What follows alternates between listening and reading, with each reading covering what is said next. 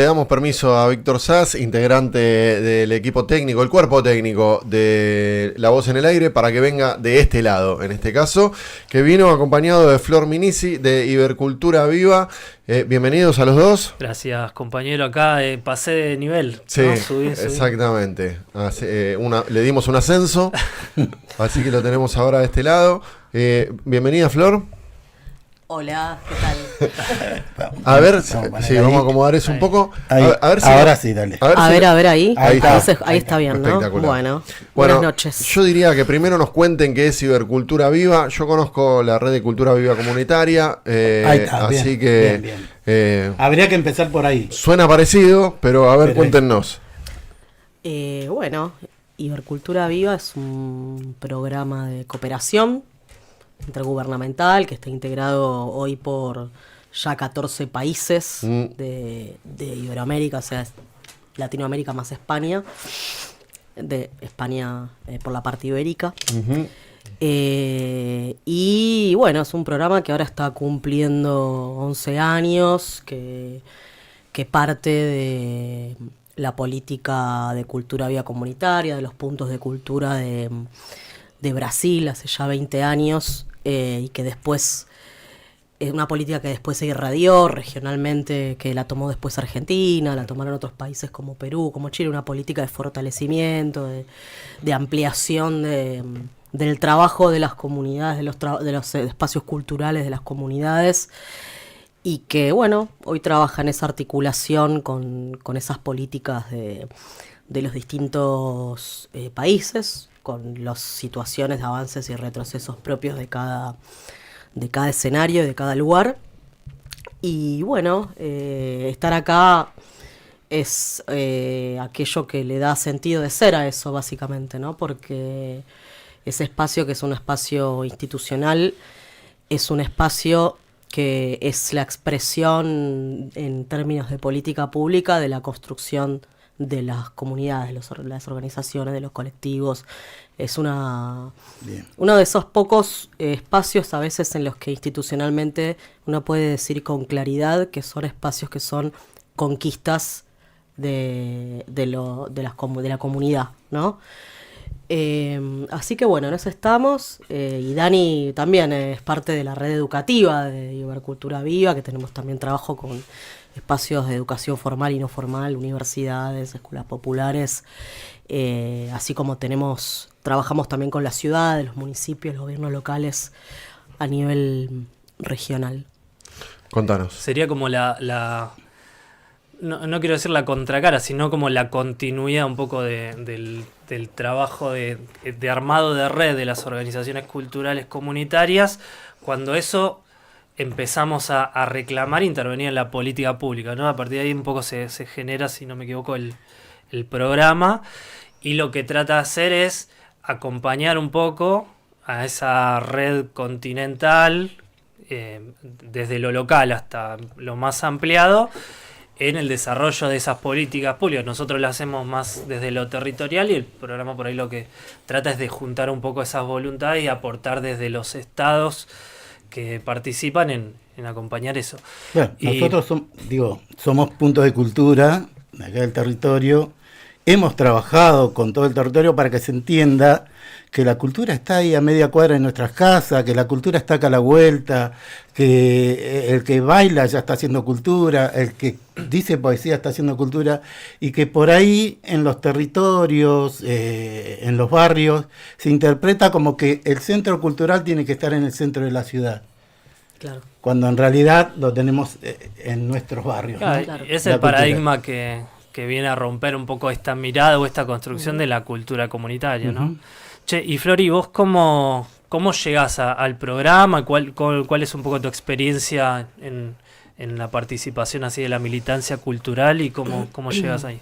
Bueno, yo llego porque, por un lado, he trabajado en distintos momentos en la función pública, en cultura, y en distintos niveles, ¿no? En el espacio legislativo, en el espacio federal, estatal, y también, obviamente, como militante, ¿no? Como militante popular Es una pregunta compleja porque uno no sabe dónde situar la genealogía, cómo trazar esa genealogía a veces, ¿no? Que te podría decir que mi primera experiencia de gestión comunitaria fue mi asamblea territorial, mi asamblea barrial, en el 2001, la asamblea de Mataderos, que era el barrio que es el barrio del que yo vengo. Y a partir de ahí, bueno, creo que estoy en una asamblea. Desde ese día estoy en una asamblea hasta ahora, que no sé ya cuánto pasó. Estamos en una efeméride ya amplia. Y obviamente muchos compañeros, muchas compañeras de la militancia popular hemos transitado distintos momentos adentro, afuera de espacios gubernamentales o de gestión o híbridos a partir de la posibilidad que los compañeros y las compañeras populares y de los espacios comunitarios hemos podido construir a través de una gobernanza también y de procesos que tuvo nuestro país, como fueron también los gobiernos de Néstor y de Cristina, o como también en la región los procesos que fueron parte, no solo el de Néstor y el de Cristina como capítulo argentino, sino los gobiernos que en Latinoamérica expresaron esa vocación posterior al consenso de Washington en nuestra región y posterior al 2001, después del no al ALCA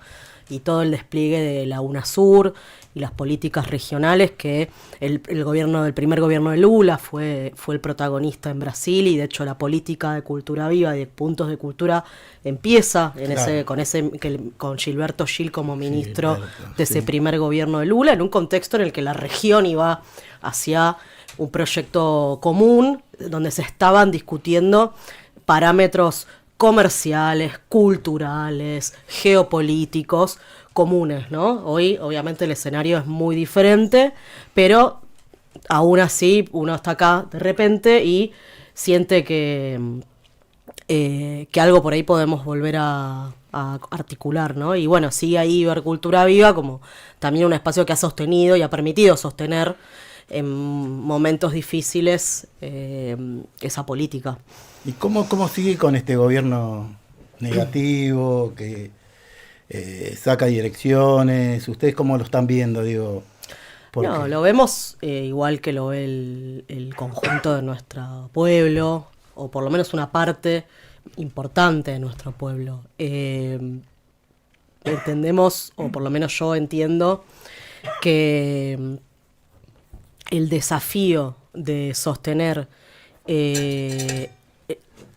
los marcos básicos de fortalecimiento de las organizaciones, eso es algo del orden de lo prioritario, ¿no? Entonces, nosotros, gracias también al apoyo de la Secretaría General Iberoamericana, al apoyo del gobierno de Brasil, de los ministerios de cultura de Colombia, de Uruguay, que ahora está en un proceso de reconstrucción, en fin, hemos podido encontrar expresiones de solidaridad y de sostenimiento para las organizaciones argentinas que de otra manera ya en una situación crítica podría ser incluso peor en muchos casos, porque bueno, vos que recién mencionabas los puntos de cultura, que acá bueno decimos es punto de cultura, pero hoy la política nacional que debería financiar eso, bueno, no es lo que está sucediendo, por lo cual bueno, con esas complejidades es que uno más o menos transita la posibilidad de mantener operativas las políticas y sobre todo con la libertad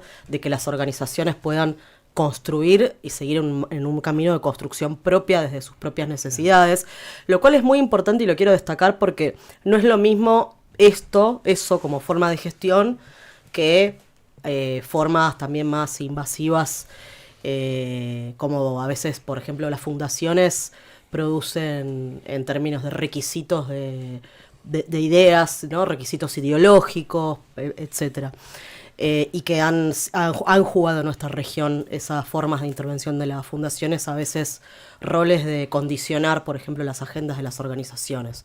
Y en ese sentido, el modelo, el ejemplo de Ibercultura Viva es interesante, quizás también como cifra para el futuro, cuando si queremos creer todavía que hay un futuro y que podemos volver a hacer algo común, bueno, hay una enseñanza ahí respecto de cómo gestionar algo desde las agendas propias de los territorios, ¿no? Algo que, bueno, igual diciéndolo me doy cuenta que uno mirás al lado y te das cuenta que es medio una burbuja lo que uno dice, claro. Pero bueno, ese es un poco el espíritu. En América Latina. Sí, venimos hace un par de semanas del Congreso Latinoamericano de Cultura Viva en Colombia, que estuvimos ahí participando como red educativa y el programa también estuvo presentando el libro, ¿verdad? Y bueno, nos trajimos ahí que en el canal de YouTube de la radio y del de Iber van a encontrar ahí más de 18 testimonios de compañeros y compañeras de organizaciones de base, de la cultura de diferentes territorios. Ahí estamos viendo algo. Ahí está. Compañeros de La Pampa. De La Pampa. Gran cobertura la de FM Reconquista del Congreso, ¿eh? Muy bien. Estuvo bueno por eso, ¿no? Nos traemos, aunque sea testimonios para reconocernos, ¿no? Con hermanos y hermanas ahí latinoamericanos. También hay un compañero de Francia, justo ahora me iba a contactar que estaban ahí reunidos en Francia, en organizaciones, Brasil. Sí. Todos tratando eso de reflejarnos en la experiencia de otro compañero y ver los puntos en comunes y construir agendas comunes, ¿no? En estos congresos surge un poco esa idea. ¿Qué balance, Flor, traes del congreso? ¿Cómo lo viste? Venimos de las elecciones en Colombia este fin de semana, complicadas. Que es un contraste, ¿no? Fuerte con lo que vimos. La compañera que estamos viendo ahora en pantalla es funcionaria del área cultura. Vicenta. Genia total, una mirada, ¿no? Llevando totalmente a la función pública esta mirada de la cultura comunitaria, y nos encontramos ahora con las elecciones que de alguna forma están cuestionando esta lógica, ¿no? ¿Qué pasa con eso? ¿Cómo lo ves? Que es un poco también lo que nos pasó acá en Argentina y está un poco... Sí, yo creo que nunca como ahora se vio, hablando de cuestionar, se vio a nivel regional tanto como ahora que el sistema desafíe a la comunidad de esta forma, ¿no? O sea, que la desafíe en sus condiciones básicas de existencia, en lo que además la organización de la comunidad implica respecto al sostenimiento de la vida desde lo más primario. Creo que en ese sentido, o sea, por supuesto que los encuentros son súper importantes porque ayudan a articular, a fortalecer, también a levantar la autoestima popular, que es algo tan castigado en este momento. Pero también lo cierto es que uno no deja de observar esta paradoja. Nosotros los argentinos como que vamos viendo una película que ya la vimos, la vamos viendo pasar, pero no dejas de tener esta paradoja respecto de la potencia de estos encuentros, de la gran diversidad, la gran pluralidad. En Colombia, por ejemplo, que es un país que está con un salario en dólares arriba, muy bien parado en relación a la región en este momento, porque el gobierno actual de Colombia es un gobierno que está trabajando para los trabajadores, que les aumentó el salario mínimo, que en términos de política cultural está ampliando derechos, etcétera, y aún así ves que aparece de nuevo este batacazo, al igual que ya vimos este capítulo en otros lugares. Entonces, en esos contrastes que tenemos, yo creo que hay que reflexionar muchísimo respecto de y empezar a delimitar un poco más la política comunitaria, ¿no? Porque estamos, me parece, ante una transformación también de lo comunitario, ante un sistema que desafía lo comunitario con justicia social, como hemos construido a lo largo del siglo XX y parte del siglo XXI. Y vemos también aparecer formas de comunidad más segregacionistas y más disolutorias del lazo social, que son también comunidades, pero que son comunidades que hoy están expresando quizás una crisis muy grande de identidad, de los pactos comunes que teníamos antes como comunidades, Otros como valores. civilización. Valores, y deseos, qué es lo que nos hace gozar, y la aparición de un montón de formas hasta perversas del vínculo humano, ¿no? Entonces, bueno, o sea, es sin duda, y esto se lo escuchaba decir también en otras palabras a Eduardo Balam de Moreno, que estuvo hace poco en La Teia también. Hay una discusión, y más que una discusión, una realidad que se define en lo comunitario, en el futuro, hoy en este presente hacia el futuro. Así que, bueno, acá estamos en este problema. Yo quería llevarte por ahí algo más siguiendo un poco con la coyuntura y trayéndolo un poco a lo local, que también este fin de semana tuvimos la triste noticia del caso de Agostina. En Córdoba, ¿no? En Córdoba, femicidio, ¿no? Otro más. Nosotros acá venimos luchando y por justicia, la justicia que queremos por Nati, una compañera, Nati Sabán, de nuestra organización, también una joven asesinada. Pensar un poco, ¿no? También aprovechar ahí por ahí tu mirada desde la militancia, más, desde el feminismo y tu trabajo de reflexión, ¿cómo podemos vincular un poco estas historias, ¿no? Toda la organización, todo lo que ponemos en función de nuestras comunidades en el trabajo. Recordar que mañana se cumple, ¿no? Años por Mañana, Ni 3 Una de Menos, junio, ¿no? movilización por Ni Una Menos. Y 11 años ya, sí. ¿Cómo podemos pensar, ¿no? Porque estamos todo el tiempo trabajando en eso. ¿Qué hacemos, no? ¿Qué podemos hacer desde nuestros lugares? No te pido una respuesta, porque si la tuvieras, creo que ya la hubieras compartido, pero bueno, una reflexión que nos ayuda a pensar en eso, ¿no? ¿Por dónde buscamos? ¿Qué estás pensando en función de eso? Yo creo que, primero que, parece igual recursivo, un análisis que hemos hecho una y mil veces, creo, ya desde todos lados, ya desde el macrismo, cuando surgen, Ni Una Menos aparece en el 2015, pero ya casi se empieza a desplegar, digamos, ya con más forma organizativa cuando aparece Macri, ¿no? Que obliga también al campo popular a articular más, a empezar a construir espacios de unidad nuevos. Creo que hay una reflexión que hemos tenido ya una y otra vez, que tiene que ver con la crueldad, que tiene que ver con las formas en las que la desigualdad, por supuesto, hace que la vida de las pibas, las vidas de los pibes, la vida valga menos, y por supuesto las vidas de las pibas siempre son las vidas que están más cerca del descarte en el marco de una matriz absolutamente violenta, misógina y patriarcal, que obviamente en este contexto no ha hecho más aquí y en términos globales, porque estamos realmente pasando por una situación global de fuerte avance de las ideas antifeministas, de la violencia, de la misoginia, etcétera. Pero aún así hemos tenido esta reflexión una y mil veces, y pareciera ser que después volvemos al mismo lugar, ¿no? O sea, y volvemos a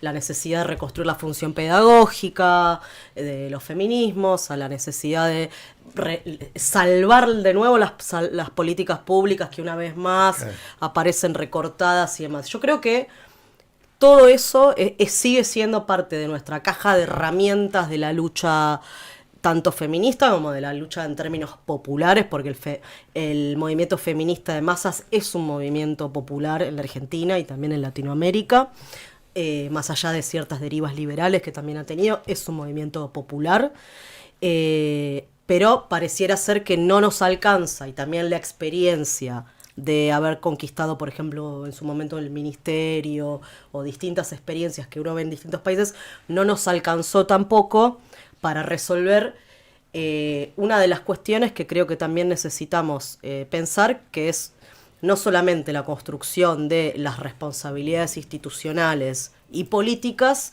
sino la cuestión de los liderazgos comunitarios. Porque de poco nos va a servir salvar la política pública y conquistar los espacios si no podemos a través de esa política también construir los liderazgos comunitarios que puedan tener la fuerza desde los lugares para enfrentar las situaciones, ¿no?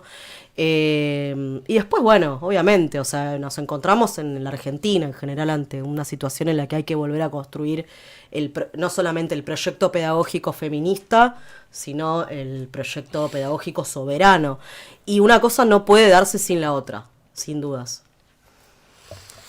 Tremendo, ¿no? Cuando uno se pone a pensar en cuáles son las políticas o los derechos que se han conquistado en los últimos años y en qué están en la actualidad, el panorama es desalentador. El Ministerio de las Mujeres desmantelado, la interrupción voluntaria del embarazo con dificultades enormes al acceso a ese derecho, sobre todo en las provincias, pero en todos los rincones del país. La ESI también debilitada. Bueno, sí, la escuchaba hablar, perdón, a la preceptora de Agostina, la chica que asesinaron, que fue asesinada en Córdoba. Escuché a la preceptora, también a sus compañeras de escuela, que me sorprendió la lucidez de esas pibas tan jóvenes para no dejarse entrampar por las preguntas de los medios de comunicación y más. Pero la preceptora decía esto, y lo decía, y es importante que, por esto hablo de los liderazgos comunitarios, porque hay que escuchar ahí. La preceptora del colegio estaba diciendo, nos dicen que pusimos demasiado género, que hablamos mucho de la ESI, necesitamos la ESI, Esto no es como nos quisieron hacer creer durante estos años desde que ganó Milei y también desde antes, una situación en la que estamos porque hubo un exceso de políticas de género. Se pasaron 3 pueblos, ¿no? Se pasaron 3 pueblos. No. Lo que hubo fue otra cosa totalmente distinta. Lo que hay ahora en la Argentina es una avanzada conservadora que ha desmantelado todo esto, ¿no? Y no sé, por eso también el caso de Colombia. ¿Qué vamos a decir? Que en Colombia le subieron demasiado el sueldo a la gente. Por eso ganó la derecha. Nunca las conquistas son responsables de la derrota. Hay que preguntarse en esta región que ha tenido un plan Cóndor, que ha tenido dictaduras en todo el continente, cómo las derrotas históricas han sido atravesadas por intereses extranjeros, por intereses foráneos, que se han presentado en distintos momentos en nuestros países. Bien, yo tengo una más. En función un poco... Lo has mencionado en otras respuestas, pero pensando un poco en retrospectiva y mirando hacia futuro, la importancia del reconocimiento, ¿no? del trabajo de las organizaciones más de base. También, ¿no? Arrancó esta gestión de gobierno diciendo que los comedores... las organizaciones que tenemos comedores nos afanábamos la comida, ¿no? Y hoy en día es la única, el único sostenimiento, es la base que está teniendo nuestro pueblo para comer en muchos casos. Una mentira. Y que hay veces que nos encontramos, o quizá cuando la coyuntura está un poco mejor, no se valoriza, ¿no? ese trabajo y no se potencia. Nosotros luchamos bastante con eso, ¿no? Como decimos, no somos una pata del Estado, no estamos ni compitiendo ni nada, somos un sector, somos nuestra comunidad que se organizó en función de objetivos. Cuando nuestro pueblo tiene más necesidades, apoyamos eso, y cuando esas necesidades están resueltas, vamos para adelante con otros proyectos que también nos potencian. Uh-huh. ¿Cómo hacemos? ¿Cómo hacemos para que se reconozca eso, para que este valor de las organizaciones de base sea reconocido? ¿Qué está pasando en el mundo con esto? ¿En otros países sucede? ¿Qué tenemos que hacer para que haya un reconocimiento real, ¿no? Y que seamos parte de la agenda de discusión? Sí, yo me acuerdo de una frase que decía Susie Shock, allá creo que por el 2016, 2017, en alguna asamblea que se lo escuché decir, esto de la asamblea permanente, que decía, no estamos en la agenda emocional del país. Y yo creo que nos falta mucho de eso. Y esto, digamos, vos lo ves cuando ves la devaluación del precio de la vida, que es los 31 femicidios, el femicidio cada 31 horas, perdón, que tenemos en la Argentina, y es también la depreciación del valor de la vida en el desfinanciamiento de los comedores comunitarios, en los bolsones de comida que se pudrían en los galpones de capital humano, que se siguen pudriendo. Entonces, la configuración de esa sociabilidad que baja desde una estructura del Estado, pero que está también horizontalizada entre nosotros, me parece que nos obliga también a un lugar de crítica que es también incómodo a veces, que no lo digo en términos de la autocrítica, pues siempre somos, aparte de los trabajadores, los que terminamos siendo autocrítica, ¿no? Parece que somos tan buenos, nos ponemos más papistas que el Papa y somos los únicos que nos quedamos haciendo autocrítica siempre, como que nos creímos lo de Macri, que decía que estábamos acostumbrados al aire acondicionado, ¿no? Pero me parece que reconstruir desde lo comunitario, y reconstruir desde lo comunitario con la posibilidad también sanadora que lo comunitario nos da respecto a lo político y lo afectivo, ¿no? Creo que no hay salida desde la política si no viene de ahí. Sin dudas, a nuestro país, recién hablábamos con Dani, no lo va a sacar adelante otra cosa que su pueblo. No va a venir desde la política esa salida, pero sí la política va a tener que resolver y que ponerse a disposición de eso. Bueno, ahí en función de eso, rescato, y me parece que está bueno poner en valor que la Colmena y la radio hoy en día son parte de la red educativa de Urbe Cultura Viva, a partir también de una decisión política del programa y de un impulso ahí de compañeras y compañeros que, al pensar una red educativa, no se queda solo con tomamos instituciones educativas y oficiales, ¿no? del plano académico y que compartan conocimiento, ¿no? Sino de hacer una apuesta más fuerte. ¿Qué reflexión nos puedes brindar con eso? Porque me parece que es un ejemplo de cómo un espacio institucional, ¿no? recoge un poco el guante de también que esta experiencia de las organizaciones de base, que por ahí está focalizada en un territorio, pero que es una experiencia válida y que puede estar a la altura de la Universidad de La Plata, la Universidad Federal de Bahía, ¿no? Estamos discutiendo hoy en día en una mesa con esas instituciones que las valoramos y que creemos que está buenísimo lo que hacen, pero que también estamos de igual a igual debatiendo políticas educativas y pensando eso. No, porque de hecho también la cultura, digamos, empieza, como dije al principio, de los barrios, ya lo veníamos haciendo antes de Cultura Viva Comunitaria y de Ibercultura. Ahora tenemos que ver de qué la pregunta va para él. Sí, ¿cómo, ¿no? o sea, ¿cómo ¿por qué se toma desde el programa la decisión de acompañar eso y qué reflexiona, pues, brindarnos de eso? A ver, el programa actualmente tiene esta red de la que forma parte del espacio, que es la red educativa Ibercultura Viva, ¿no? Donde está todos estos actores, esta diversidad de actores, ¿no?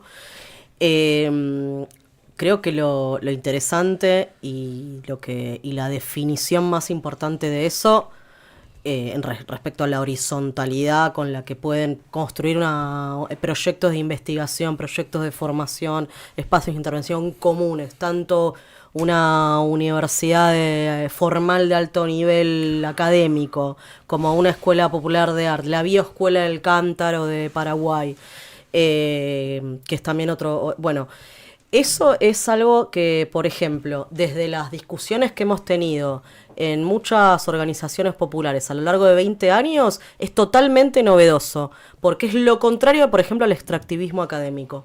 Es totalmente novedoso, no es los colectivos de investigación que están solamente que están sumando puntos para hacer la actividad con la organización territorial o haciendo entrevistas que después nunca vuelven en nada. No, hay una horizontalidad de trabajo común que es el mejor y por qué es importante construir desde la cultura comunitaria un paradigma alternativo a los extractivismos, porque queremos un mundo no extractivista, porque queremos relaciones sociales donde lo comunitario sea lo que rija por sobre lo corporativo, ¿no? Entonces, en ese sentido es una experiencia maravillosa y también una cosa que yo quiero reconocer y que me parece muy importante es la posibilidad que ha dado ese espacio de poder hacerlo y de poder llevarlo adelante, porque es realmente novedoso como gestión. Gracias, Flor. No, por favor. Flor Minisi de Ibercultura Viva. Gracias, Dani. Gracias. Víctor Daniel Sass. Ya sabés que la radio está a tu disposición también. Bueno, ahora me la llevo a casa. Va a ser medio difícil. Hay varios años. Somos varios, vamos varios con vos. Nosotros nos vamos, ya le dejamos paso a Ya Fabián estamos. con el aguante. Déjame un saludito final para los compañeros Facundo Bermúdez, acá Rafa, querido Rafa, y a Roberto Montenegro, que está escondido abajo de una tapera. Gracias. Los dale. tres hinchas de Boca que se han ocupado de mí durante las últimas semanas saben que yo soy Estamos en las buenas y en las malas. soy del otro club, pero siempre quiero que los argentinos ganen en la Copa Libertadores, así que estoy muy triste por ustedes. Bueno. Nos vemos la semana que viene. Esta Chao. es la parte- Belgrano, la parte vamos de a los Belgrano vueltos. si querés, ¿eh? Acá se pagan los vueltos.